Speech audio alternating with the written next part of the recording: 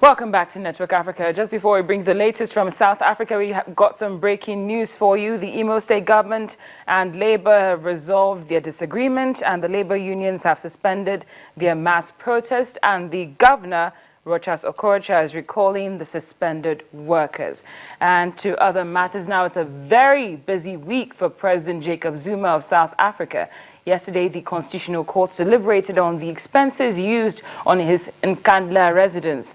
The result of that session was the judgment was reserved in the EFF and DA's application to the Constitutional Court for an order that President Jacob Zuma pay back some of the money. What this means is that President Zuma and Speaker Baleka Mbete might have to inquire even more heckling during the State of the National Address tomorrow, after some revelations were submitted in the standoff with the opposition parties in the court yesterday.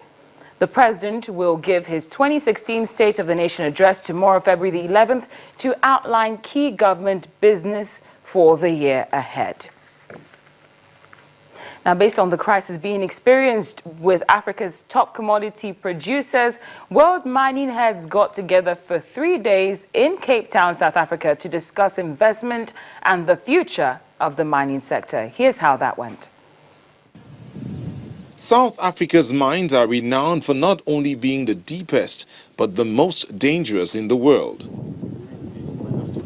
Thankfully, industry fatalities have been falling due to improved safety practices and a shrinking labor force as production declines. The issues of safety, as I've indicated, remains our priority. We are going to work tirelessly to engage with all our stakeholders. That is why we brought names of those primary right holders who were able to adhere to the request and gone a full 12 months without a fatality. We are encouraged by that. We're saying to other right holders, let's follow suit. Mining firms in Africa are struggling due to the weakening global commodities prices. The price of platinum has fallen about 30% year on year, forcing the miners to sell assets and cut production and jobs in South Africa.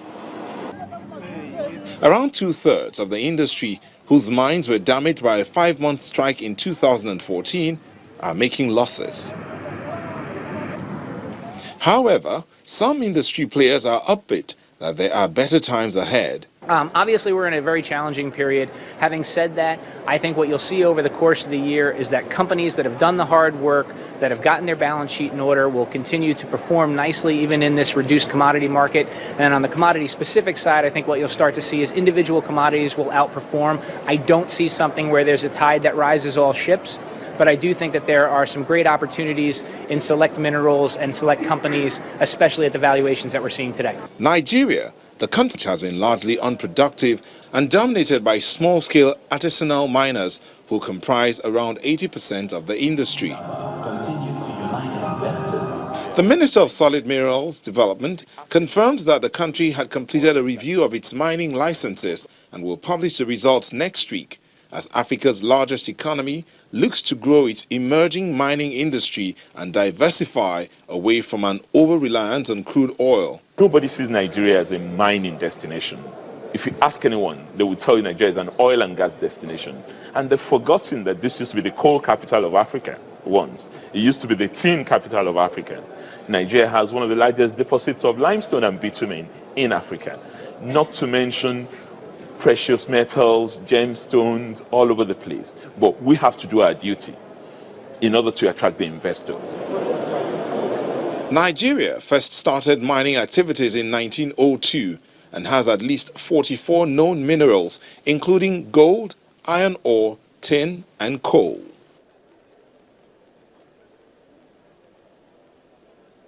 Now to security matters. Based on the adaptive capability of the Islamic State and the steady stream of foreign fighters joining the group, the United Nations is calling on member states to mount a strategic response, which includes addressing the underlying political and socio-economic causes of conflicts, specifically in Syria and Libya. Jeffrey Feltman, the Under-Secretary General for Political Affairs, is also pushing for the strengthening of operational and legal framework needed to choke off the funding of ISIS. ISIL's global expansion strategy may be a reaction to recent territorial losses inflicted by international military efforts.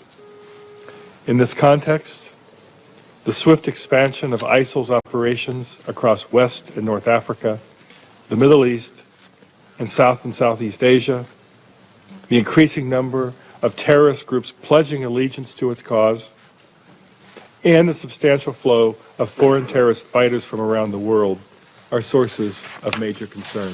ISIL continues to perpetuate appalling human rights abuses against populations under its control, including mass executions, widespread torture, amputations, ethno-sectarian attacks, sexual violence, enslavement, and the systematic recruitment and abuse of children. The Secretary General has said previously that some of ISIL's crimes, if proven, constitute crimes against humanity. Jeffrey Feltman, the Under-Secretary General for Political Affairs. Still ahead on Network Africa, contrary to what was said yesterday, Kenya might actually be attending Rio 2016 despite the threat of Zika.